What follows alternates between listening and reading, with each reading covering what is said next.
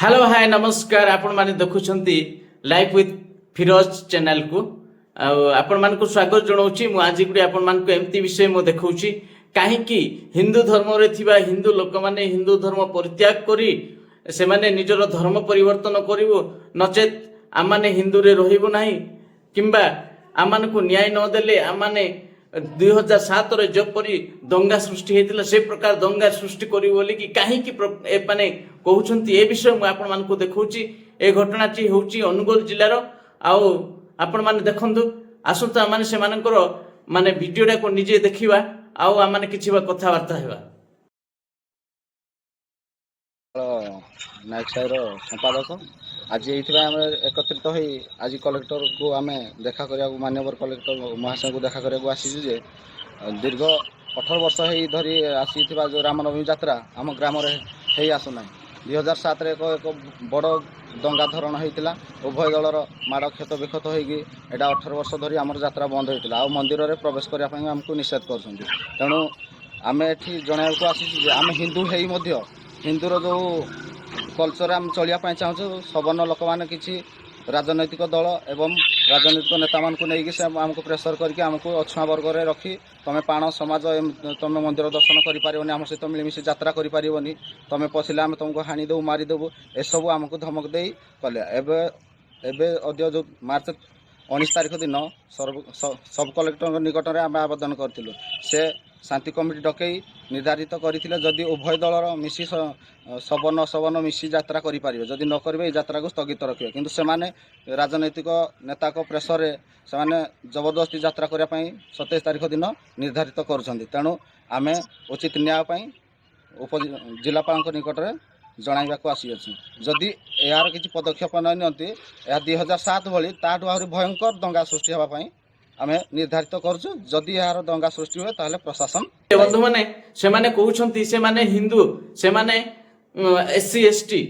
बा से माने पछुआ वर्ग बा दलित जातिर लोक किंतु से माने जदियो हिंदू धर्म रे अछंती तथापि से मानको हिंदू धर्म रे थिबा कल्चर रीति नीति को से मानको पालन करिया पई केबे मध्ये दिया जाउ नै से मानको उच्च जातिर लोक जो माने कि सवर्ण बोली निजको गणित कर से जातिर लोक माने से माने दबाव रे पकई से माने ताड़ना दौरान जे तुम माने मंदिर को आसी पारिबो नाही तुम माने मंदिर को जदि आसीबो तुम आमानकु मारि तुम मानकु आमाने मारिबो ए प्रकार से मानकु करछंती जे 2007 रे ए प्रकार जोगु बहुत बड़ माने जाति भेद नै कि सिटी अनुगोल रे बड़ दंगा सृष्टि हेतिला किंतु आबे सुधा से विषय को समाधान करिया पई कोनोसी जो माने हिंदू रक्षा नाम रे आज बा धर्म रक्षक नाम रे कार्य करछुती से लोक माने सिठी काहे की पहुंची नांदे ए विषय मो मन रे प्रश्न उठुची मु डिमांड करे मो वीडियो माध्यम रे जे जो माने धर्म रक्षक कहउछंती जो माने हिंदू हिंदू माने भाई भाई हिंदू धर्म रे कोनोसी भेदभाव नाही जो माने की कहउछंती हिंदू समस्त को सम्मान दे केवल अन्य लोक माने हिंदू धर्म थिबा एससी एसटी लोक मानकु लोभ देखई टंका किछि चाउल ए लोभ देखई कि से माने धर्म परिवर्तन करूछथि बोले जो माने आज सोशल मीडिया रे दाबी करछथि एई लोक मानकु मोर प्रश्न जे सेई माने आज एई जगह को जानतु आ से मानकर समाधान करंतु से माने काहे कि एई तांकर माने आपस बुझामणा ही पार नाही से मानकर असुविधा एते ही जाउची से माने कागज पत्र धरि कि हमर कलेक्टर ऑफिस को जाई कि से माने कोन करछथि दाबी करछथि हमको न्याय मिलु जदि मिलिबनी आमे पुणी थरे दंगा करिवु जदि ए प्रकार न्याय मिलिबनी तबे प्रशासन दायी हेबो बोली से माने काहे कि दाबी करछथि ए विषय काहे प्रति काहे कि ध्यान जाउ नै मु आउडे आपण मान को वीडियो देखौची देखंतु एठी माने कि प्रकार माहौल सृष्टि होइछि आपण माने जानि परिबे जे स्त्री लोक माँ माने समस्त जाइकी कहउछंती जे आमे हिंदू हे कि रहिबु नै देखंतु मु वीडियो देखौची आपण घर हमर अंबपाड़ यात्रा गंडगोल जो होजी आम हिंदू होना आमको जदि आम कौन न्याय आमको देवेनि से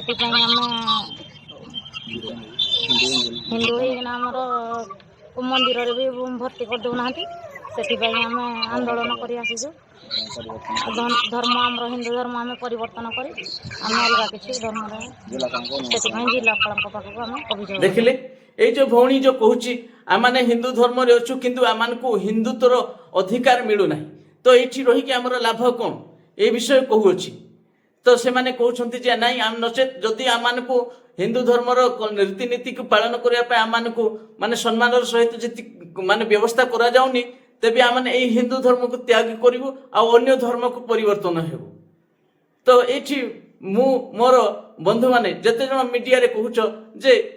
ହିନ୍ଦୁ ଧର୍ମ ସମସ୍ତଙ୍କୁ ସମ୍ମାନ ଦିଏ ହିନ୍ଦୁ ଧର୍ମରେ ଜାତିଭେଦ ନାହିଁ ହିନ୍ଦୁ ଧର୍ମରେ କୌଣସି ପ୍ରକାର ଭେଦଭାବ ନାହିଁ ବୋଲି ଯେଉଁମାନେ ପ୍ରଚାର କରୁଛ ଟାଣୁଆ ଭାବରେ ସେମାନଙ୍କୁ ମୋର ପ୍ରଶ୍ନ ଯେ ଏଇଠି କାହିଁକି ଏ ପ୍ରକାର ଘଟୁଅଛି ସେମାନେ କ'ଣ ଖ୍ରୀଷ୍ଟିଆନ ଅଛନ୍ତି ସେମାନେ କ'ଣ ମୁସଲିମ ଅଛନ୍ତି ସେମାନେ କ'ଣ ବୌଦ୍ଧ ଧର୍ମରେ ଅଛନ୍ତି କି ଯଦି ହିନ୍ଦୁ ଲୋକକୁ ହିନ୍ଦୁ ମନ୍ଦିରରେ ପ୍ରବେଶ କରାଯାଉନାହିଁ ଯଦି ହିନ୍ଦୁ ଲୋକଙ୍କୁ କୌଣସି ପ୍ରକାର ହିନ୍ଦୁର